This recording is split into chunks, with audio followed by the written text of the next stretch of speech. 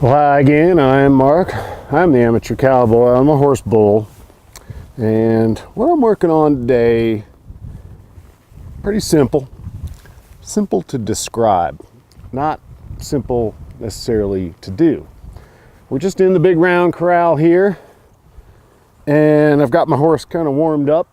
And what I want to work on here is canter lead departures without the reins in my hand. And what I'm trying to get to is a horse that will pick up the right lead when I say, let's move out. I don't want to have to do a bunch of fun, fancy cueing and figure out, well, my left foot needs to be here, my right foot needs to be there. I need to clench my right butt cheek, but not my left butt cheek. And, I don't want to have to do any of that. If I say I want to go there fast, then I want my horse to pick up the left lead. If I say I want to go over there fast, then I want him to pick up the right lead. And I think this will be a good exercise for us.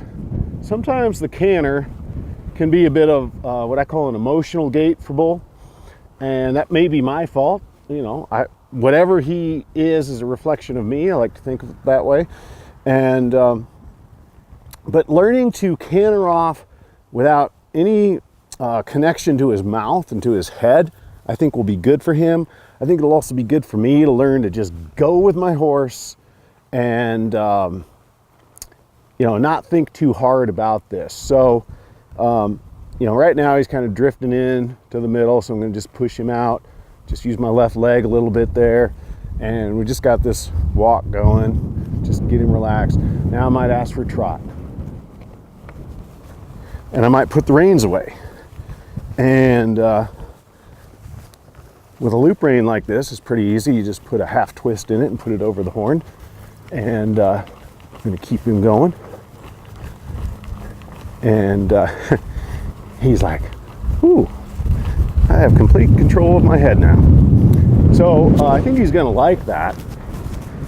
Now, one thing you might notice about this round corral, and it's a nice big round corral for doing this kind of work, all the posts lean to the outside of the corral. They lean out. And that's a nice thing, because when you're coming by these posts, if you've got the reins kind of loose like this, if they're flopping around, they could actually get draped over one of those and you could have a pretty serious accident. So I like that in the round corral.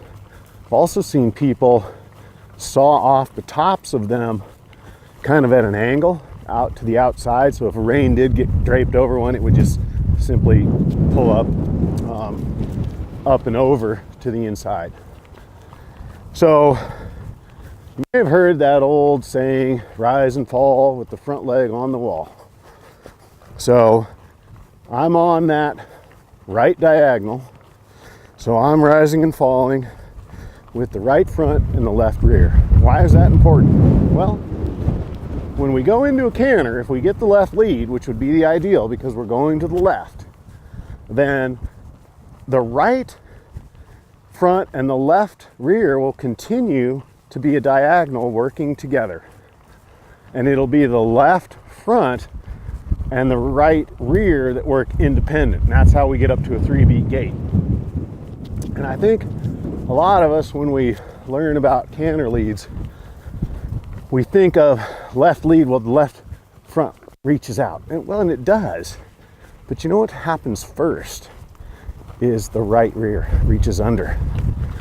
And so this is why quite often, if you want a left lead, people say, well, you put your weight in your right butt cheek and you cue with the right leg and you get that right leg rear to reach under. And that stuff works. I've done that. But like I said, I'm trying to get a horse here that if we're going left, if I go, well, let's go there, then he just says, whoo, left lead. And, the opposite to the right. So we're working to the left here. So I'm rising and falling with the right front and the left rear. See? And I'm just going to go ahead and ask for more speed. And I got a left lead. Now I'm a little concerned about the reins because they're flopping all over. And We talked about that earlier. That can be a safety issue. So I'm not using them, I'm just making them safe. And I'm gonna go ahead and bring him back to a trot. I'm gonna see what I can do about getting my reins where I want them. And Bull thinks, well, I did that so well, can we be done? Like, no, we're not done. I'm gonna stop him. Ooh.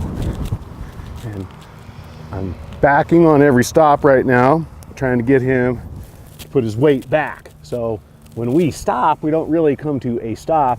We come to a point where we stop going forward and then we start going backwards. If that makes sense. Ooh. And since he went forward, I'm going to take that opportunity to kind of say, no you don't.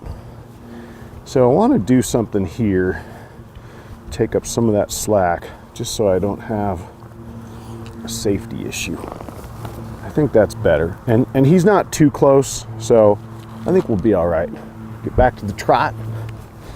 Make sure I'm on the correct diagonal. I'm rising and falling with the right front and the left rear. And now I'm just going to ask for more speed. And got the left lead, which is great, because left leads are the ones that are hard for him.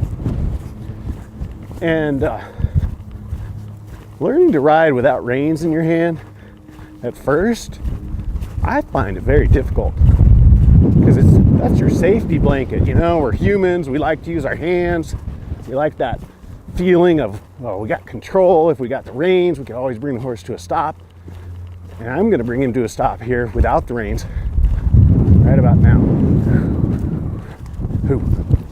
Okay, he didn't stop, but he did slow down. So now I'm going to help him. And it took just very little. Okay, so really, really pleased with that. I am going to now try the other direction, and I'm going to use the reins just to kind of turn him around a little bit, and we're going to get going on a trot. He's got the gate in front of him. He's like, I'm just going to the gate. Ow. Yeah, right, Bull. No, I don't think so. He kind of squeezed my leg into the gate there. Ow. So right there, you might say, gosh, that looked kind of ugly. And it did. But we have to match the energy of our horse for a certain given situation. And I was too late. Now there I got on top of it before he could pull his stunt, you know, but we have to match their energy. And sometimes that doesn't look so great. But it's important that we do it, because if you don't, the horse wins, and the next time you're gonna have a bigger problem.